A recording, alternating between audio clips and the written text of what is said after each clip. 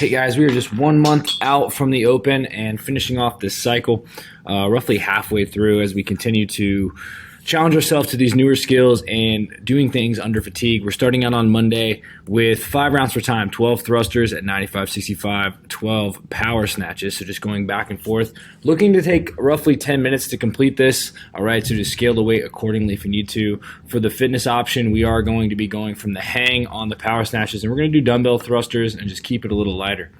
After that, we're using this as a range of motion exercise for the fitness. So the overhead squats times 3 to 5 on the minute for 10 minutes. And then if you are, feeling good about it, or you at least can hit that range of motion and keep it consistent, then I want you guys to actually try to build to a tough triple. So just something that is relatively tough, just kind of feel out where you're at to get a gauge for where your 1 rep max could be.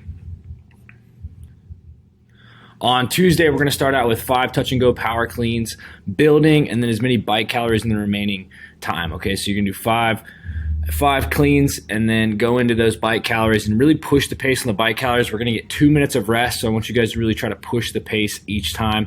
You're going to record your top weight and top calories for that. Once we finish that, we're going to go hang squat cleans on the 2 minutes for 6 sets. We'll do 3 reps for 3 sets and then 2 reps for 3 sets. And again, just working on building throughout that as you're feeling comfortable. If it's something that still feels a little bit foreign to you, then just take your time and focus on the range of motion, focus on the movement, and just get it down. Wednesday, on 1 minute on the clock, we have 25 dubs and as many reps as possible. You can do strict handstand push-ups, pike push-ups, wall walks, any of those things, even like a push-up if you're someone who's like really just working on pressing. We really just want to work on the skill here under a little bit of fatigue. We'll rest 1 minute. We'll do that 6 times. All right, so just working on some volume accumulation and the toughest skill you can do. I would try to make sure it was something that you can move almost for the remaining time in. So if it's something that you're really struggling with, just choose a skill that's down a little bit lower, 1 step below where you're at, to enable to get some volume in. After that, 10-minute AMRAP. This is open workout 13.2. We have 5 shoulder to overhead at 115.75, 10 deadlifts, and then 15 box jumps. On the shoulder overhead, that weight should be able to be done consecutively without stopping. Same thing on the deadlift. So really choose a bar weight that should be relatively light. If you feel like you can go RX, but you're going to be slowing down, whether it be on the shoulder overhead or the deadlifts, just scale the weight down and keep the intensity up. Again, it's a 10-minute AMRAP. If we can get, roughly 5 to 7 rounds, and that's what we're going to be looking for today. All right, Thursday, 4 minutes on the clock for each of these. You're just going to open up with a monostructural movement, and then we're going to finish with a few different things. The gorilla rows, the kettlebells will be on the ground. You're going to be pulling those all the way in, going back and down, just like a pin lay row, but you're just alternating those rows each time. We are going to do a heavy sled push. You're just pushing forward today, just pushing forward as heavy and as long as you can. And then you're going to be doing alternating box step down. So your feet are basically going to stay on top of the box. You'll step down and back up, and then you'll switch legs, step down and back up.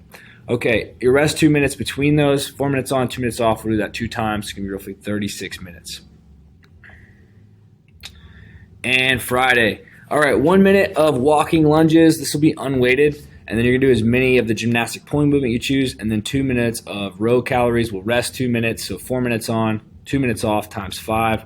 All right, and really looking at pacing here today, guys. So whatever gymnastic pulling movement you choose, make sure it's something you can just hit manageable sets in. Working, a set on the 15 seconds, a set on the 20 seconds, hitting things like that, just staying nice and consistent. And then, really trying to hit a manageable set for each of those consistently for each minute. And then on the on the monostructural of the row and the walking lunge, then I want you to really just try to hold steady. All right, you're actually going to record your lowest score for each of those because the goal is going to be consistent and to stay consistent for each round. Okay, so the goal is to get the same number every time, but you are going to record your lowest sets.